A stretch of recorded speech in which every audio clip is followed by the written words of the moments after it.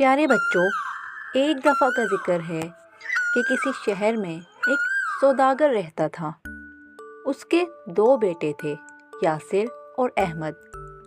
سوداگر کی وفات کے بعد یاسر نے باپ کا سارا کاروبار قبضے میں کر لیا اور احمد چھوٹا ہونے کے ناطے بڑے بھائی کے احترام میں کچھ نہ کہہ سکا۔ وہ یہ سب کچھ دیکھتا اور دل ہی دل میں کڑتا رہتا، لیکن اس کی فطرت میں اپنے بڑوں کا احترام بہت زیادہ تھا، جس کی وجہ سے وہ کچھ بھی نہ بولتا تھا۔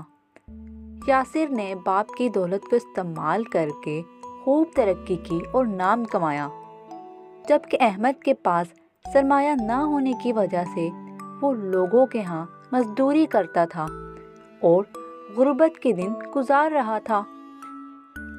ایسا وقت آیا کہ غربت کی وجہ سے اس پر فاقے گزرے اور وہ ان پر صبر کرتا رہا، لیکن جب حالات بہت ہی زیادہ خراب ہو گئے تو ایک دن احمد کو پیسوں کی ضرورت پڑ گئی۔ اس نے اپنے دوستوں سے قرض کے لیے رجوع کیا، مگر اس کے دوست بھی اسی کی طرح غریب تھے، اس لیے اس کو قرض نہیں دے سکتے تھے۔ اس نے اپنے بھائی سے کچھ پیسے ادھار دینے کی درخواست کی، مگر اس کے بھائی نے اسے ٹیکا سا جواب دے کر رخصت کر دیا۔ اس نے اپنے بھائی سے کہا، میرے تو پہلے ہی حالات بہت خراب چل رہے ہیں، اس صورت میں تمہاری مدد کیسے کر سکتا ہوں؟ احمد مایوسی کے عالم میں وہاں سے واپس جا رہا تھا۔ وہ سوچ رہا تھا کہ اب وہ کیا کرے گا، اور دل ہی دل میں دعا کرتا جا رہا تھا کہ میرے بھی دن بدل جائیں اور میں بھی ان برے حالات سے نکل کر خوشحالی کی زندگی بسر کر سکوں۔ جب اس کا گزر ایک جنگل میں سے ہوا تو اس نے ایک بوڑھے آدمی کو دیکھا جس کے پاس لکڑیوں کا ایک گٹھا پڑا تھا، اور وہ اس گٹھے کو اپنی ضعیفی کی وجہ سے اٹھا نہیں پا رہا تھا۔ احمد اس کے پاس گیا اور کہا، آئیے میں آپ کو آپ کے گھر چھوڑ دیتا ہوں۔ وہ بوڑھا آدمی احمد کے ساتھ چل پڑا اور اسے دعائیں دینے لگا اور اس سے کہا، تم یقیناً ایک دن بہت بڑے انسان بنو گے، میں تمہارے لیے دعا کرتا رہوں گا۔ بوڑھے نے احمد کو سمجھایا کہ کبھی بھی برے دنوں سے نہ گھبرانا، کیونکہ رات کے بعد دن طلوع ہوتا ہے۔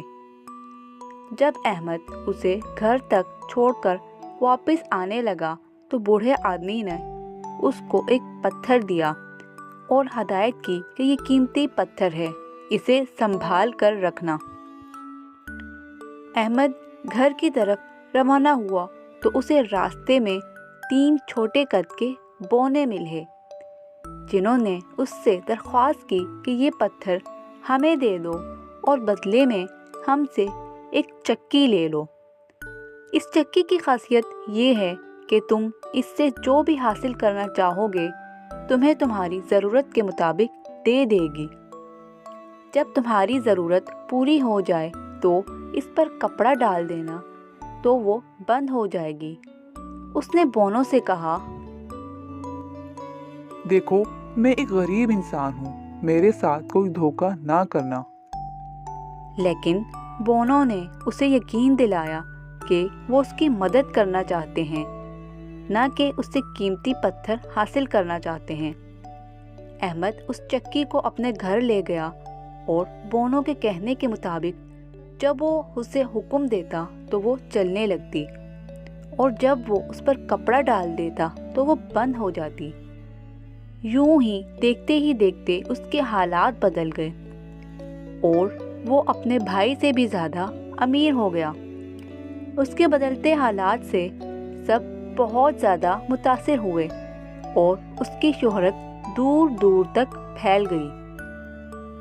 کسی نے اس کے بھائی کو بھی اس کی خوشحالی کی خبر دی تو وہ دوڑتا ہوا احمد کے گھر پہنچا کہ دیکھ سکے کہ لوگوں کی باتوں میں کتنی سچائی ہے۔ وہاں کے حالات دیکھ کر اسے یقین ہو گیا کہ واقعی احمد کے پاس کوئی جادوئی چکی موجود ہے۔ وہ دن رات اس جادوئی چکی کو حاصل کرنے کی ترکیبیں سوچتا رہتا تھا۔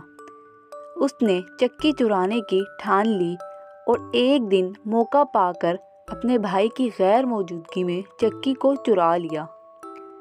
اس نے اپنا گھر بار چھوڑا اور چکی کو کشتی میں رکھ کر دریا کے راستے فرار ہو گیا۔